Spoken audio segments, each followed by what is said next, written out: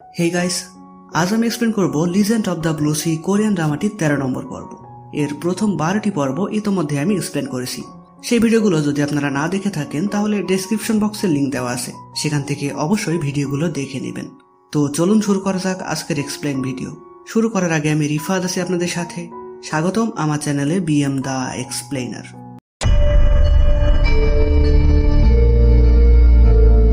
আগের পর্বে আমরা দেখেছিলাম মা দেয়াং জলপরীকে কিডন্যাপ করে, তখন জুনজে এবং ডিটেকটিভ হংরা মিলে তাকে উদ্ধার করে আনে। এছাড়াও আরো বেশ কিছু বিষয় আমরা দেখেছিলাম।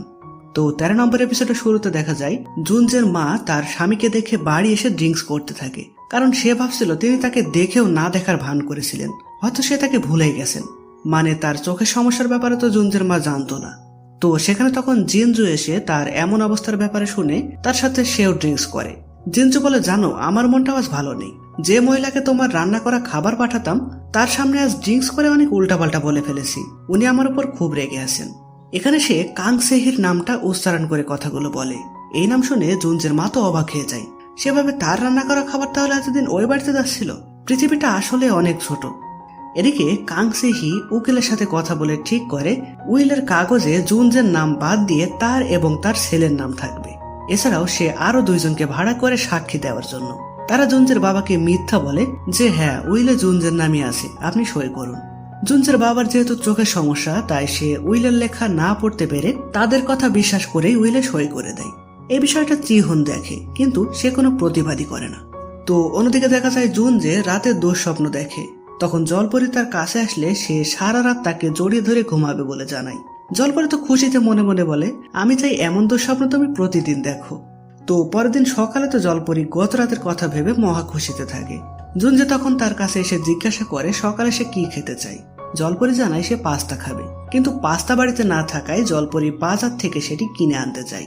বাজারে গিয়ে সে আজকের খুশিতে বিভিন্ন উপকারমূলক কাজ করে, যেমন অসুস্থ মহিলাকে সাহায্য করা, রাস্তার উপর পার্ক করা একটি গাড়িকে সাইডে সরিয়ে দেওয়া ইত্যাদি ইত্যাদি। এরপর বাড়িতে ফিরে তারা সবাই যখন খাবার খাচ্ছিল তখন নামদো বলে, ওই জিনজুর প্রজেক্টটা আমাদের বাদ দেওয়া উচিত, আমাদের এবার নতুন কাউকে টার্গেট করতে হবে। এটা শুনে জলপরি রেগে যায়। নামদো তখন বলে, আরে আমরা কোনো ভালো লোকের সাথে এমন করছি না, এই লোকটা অনেক খারাপ। কিন্তু জুনজে এখানে বলে যে সে আর এসবের মধ্যে নেই। এখানে জলপরি মাইন্ড করার জন্যই যে জুনজে এমন সিদ্ধান্ত নিল এটা নামদো ভালোভাবে বুঝতে পারে। সে জুনজেকে আলাদা ডেকে বলে, ছোটবেলায় আমি তোকে বাটপারি শিখিয়েছি, আর এখন আমাকে বলে কি একটা মেয়ের জন্য তুই এভাবে ভালো হয়ে যাবি? এটা আমি কিছুতেই মেনে নিতে পারবো না। কিন্তু জুনজে তার কথা তেমন কেয়ারই করে না। তার কাছে তখন ডিটেকটিভ হং এর ফোন আসে। মা দেয়াং যেই ট্যাক্সিতে করে জলপরীকে কিডন্যাপ করেছিল সেই ট্যাক্সি তারা খুঁজে পেয়েছে। সেটা তল্লাশি করার সময় জুনজেকে সে সেখানে আসতে বলে। জুনজে সেখানে গিয়ে অফিসারদের জিজ্ঞাসা করে কোনো ফিঙ্গারপ্রিন্ট বা রক্তের দাগ জাতীয় কিছু পাওয়া গেছে কিনা, কিন্তু তারা জানে গাড়িতে কিছুই পাওয়া যায়নি। জুনজের তখন মনে পড়ে জলপরীকে সে যেখান থেকে উদ্ধার করেছিল সেখানে ড্রাম ভর্তি পানি সে লক্ষ্য করেছিল, যে ড্রামে হয়তো মা দেয়াং এর ফিঙ্গারপ্রিন্ট পাওয়া যেতে পারে। তো যাই হোক, এদিকে জুনজের মা চাষিয়াদের বাড়ির কাজ ছেড়ে দিয়ে চলে যাবে বলে জানায়। এতে জিনজু তাকে অনেক রিকোয়েস্ট করে তাকে না যাওয়ার জন্য, কিন্তু চাষিয়া এখানে তার সাথে অনেক রুড বিহেভ করে। সে বলে যে থাকতে যাচ্ছে না তাকে আটকে রেখে কি লাভ, আপনি তো মনে হয় বেতন বাড়ানোর ধান্দা করছেন। তো এখানে শেষমেশ জিনজুর অনেক রিকোয়েস্টে তারা নতুন কাজের লোক না পাওয়া পর্যন্ত জুনজের মা তাদের বাড়িতেই থাকবে বলে জানায়। চাষিয়া তখন তাকে বলে, আপনি আমার সাথে একটি বাসায় গিয়ে রান্না করে দিয়ে আসতে পারবেন? মানে জুনজের জন্য যে খাবার সে নিয়ে যায় সেগুলো যেতে যেতে ঠান্ডা হয়ে যায়।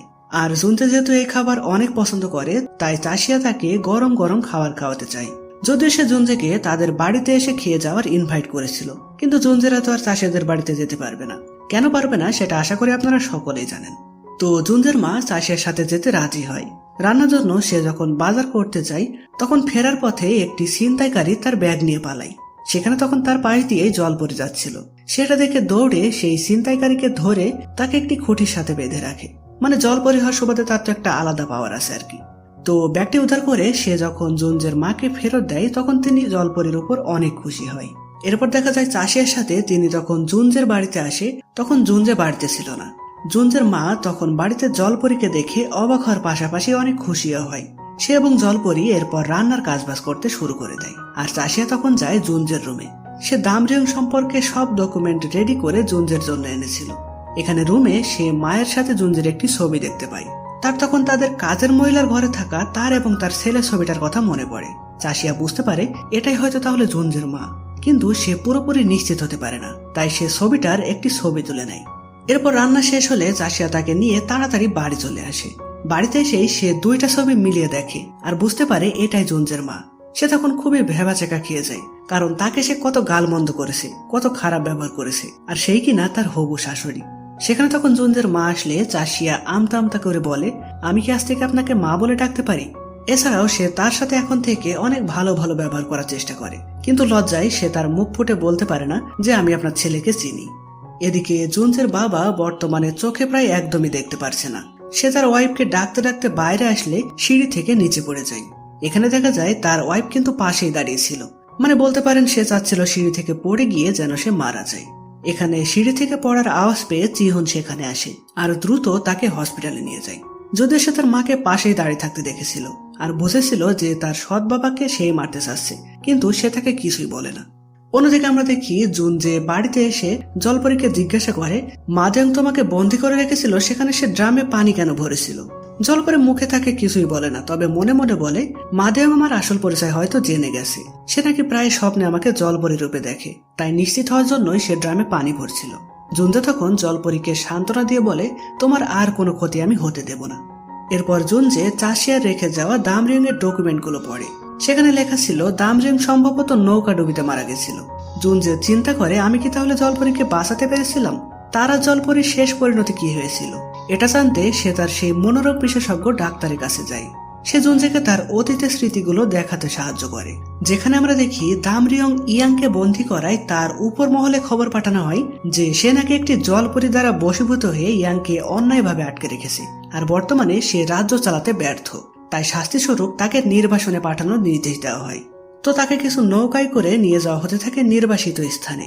এখানে দেখা যায় ইয়াং ছাড়া পেয়ে তার লোকজনদের নিয়ে আকাশে ফানুস ওড়ায় জলপরীকে ধরার জন্য, মানে দামরিয়ং ফানুস ওড়ালে জলপরী তার কাছে আসতো, এই ব্যাপারটা সে জানতো।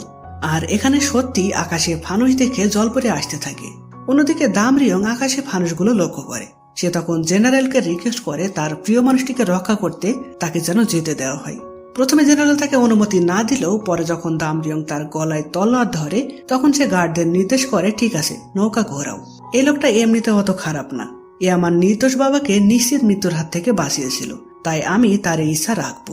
এখানে জেনারেলের ফেস দেখে হয়তো আপনারা আন্দাজ করতে পেরেছেন এই জেনারেলই বর্তমানে ডিটেকটিভ হং রূপে জন্ম নিয়েছে।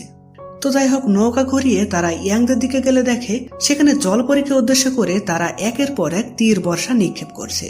দামরিয়ং তখন এক লাফে তাদের নৌকায় গিয়ে তাদের সাথে লড়াই করতে থাকে। লড়াইয়ে সে গুরুতরভাবে আহত হয়। এই সুযোগে ইয়াং একটি বর্ষা জলপরীর দিকে ছুড়ে মারে। দামরিয়ং তখন পানিতে লাফ দেয় আর বর্ষাটি জলপরীর গায়ে লাগার আগেই সে জলপরীর সামনে এসে তাকে জড়িয়ে ধরে, ফলে বর্ষাটি তার পিঠে গেঁথে যায়। জলপরী যেটা দেখে অনেক কষ্ট পায়। দামরিয়ং এরপর জলপরীর দিকে তাকিয়ে ধীরে ধীরে মারা যায়। জলপরী তখন দামরিয়ংকে জড়িয়ে ধরে তার পিঠের বর্ষাটি আরো ঢুকিয়ে নিয়ে সে নিজের বুকে গেঁথে নেয়, মানে সেও মারা যায়। পুরো ড্রামায় সবচেয়ে ইমোশনাল মুহূর্ত ছিল এটি। এক্সপ্লেইনে হয়তো আমি ভালোভাবে বোঝাতে না পারলেও আপনারা যখন রিয়েল ড্রামাটি দেখবেন তখন এই সিনটা দেখার সময় আপনাদের অন্যরকম খারাপ লাগার একটা অনুভূতি ফিল করবেন। তো অতীতের দামরিয়ং এবং জলপরীর এই শেষ পরিণতি দেখিয়েই 13 নম্বর এপিসোডটি এখানেই শেষ হয়। তো গাইস, কেমন লাগলো আজকের ভিডিওটি কমেন্ট করে জানাবেন। আর পরবর্তীতে আমরা দেখতে চলেছি জুনজে এবং জলপরীর সাথেও অতীতের মতন ঘটনা আবার ঘটতে চলেছে কিনা। তাই পরবর্তী এপিসোডগুলোর কাহিনী মিস করতে না চাইলে আমাদের চ্যানেলটি অবশ্যই সাবস্ক্রাইব করে রাখুন। তো দেখা হচ্ছে পরের ভিডিওতে। ততদিন পর্যন্ত ভালো থাকবেন, সুস্থ থাকবেন। বাই।